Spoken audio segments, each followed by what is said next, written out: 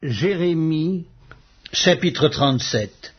Sédécias, fils de Josias, régna à la place de Jéconia, fils de Joachim, et fut établi roi dans le pays de Juda par Nebuchadnezzar, roi de Babylone.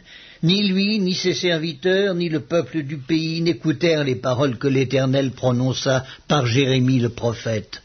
Le roi Sédécias envoya Ucal, fils de Chélémia, et Sophonie, fils de Manséja, le sacrificateur, vers Jérémie le prophète, pour lui dire « Intercède en notre faveur auprès de l'Éternel notre Dieu. » Or Jérémie allait et venait parmi le peuple. On ne l'avait pas encore mis en prison. L'armée de Pharaon était sortie d'Égypte, et les Chaldéens qui assiégeaient Jérusalem, ayant appris cette nouvelle, s'étaient retirés de Jérusalem. Alors la parole de l'Éternel fut adressée à Jérémie le prophète en ces mots. « Ainsi parle l'Éternel, le Dieu d'Israël. Vous direz au roi de Juda qui vous a envoyé vers moi pour me consulter, « Voici, l'armée de Pharaon qui était en marche pour vous secourir retourne dans son pays, en Égypte. Et les Chaldéens reviendront, ils attaqueront cette ville, ils la prendront et la brûleront par le feu. Ainsi parle l'Éternel. Ne vous faites pas illusion en disant « Les Chaldéens s'en iront loin de nous », car ils ne s'en iront pas.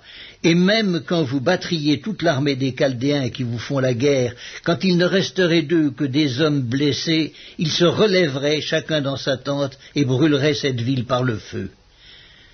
Pendant que l'armée des Chaldéens s'était éloignée de Jérusalem à cause de l'armée de Pharaon, Jérémie voulut sortir de Jérusalem pour aller dans le pays de Benjamin et s'échapper du milieu du peuple.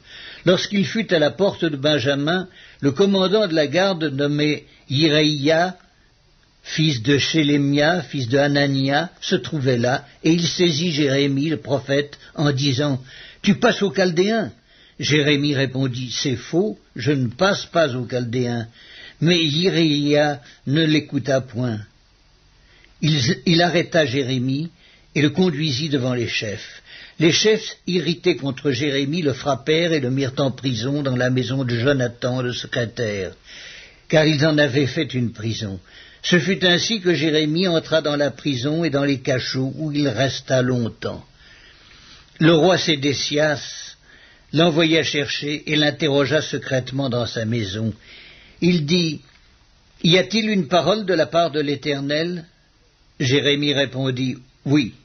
Et il ajouta « Tu seras livré entre les mains du roi de Babylone. » Jérémie dit encore au roi Sédécias « En quoi ai-je péché contre toi, contre tes serviteurs et contre ce peuple, pour que vous m'ayez mis en prison? Et où sont vos prophètes qui vous prophétisaient en disant « Le roi de Babylone ne viendra pas contre vous, ni contre ce pays ?»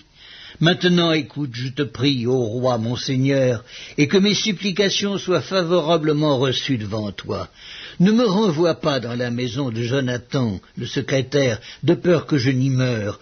Le roi Sédécias ordonna qu'on gardât Jérémie dans la cour de la prison, et qu'on lui donnât chaque jour un pain de la rue des boulangers, jusqu'à ce que tout le pain de la ville fût consommé.